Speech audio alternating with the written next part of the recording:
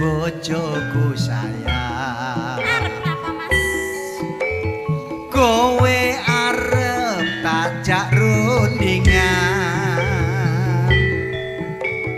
apa ora pengen duwe momongan tak rapi wayo golek keturunan.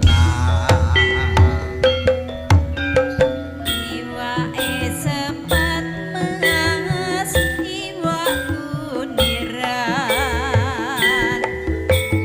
ati ra kuat dadi pikiran apa pinake gendong omongan yen to mung dadi bojo wayuan. Jar wis se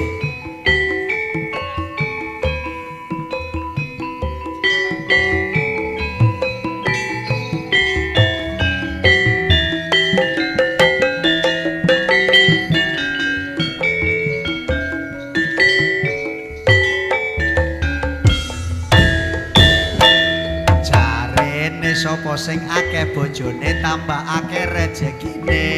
Jarene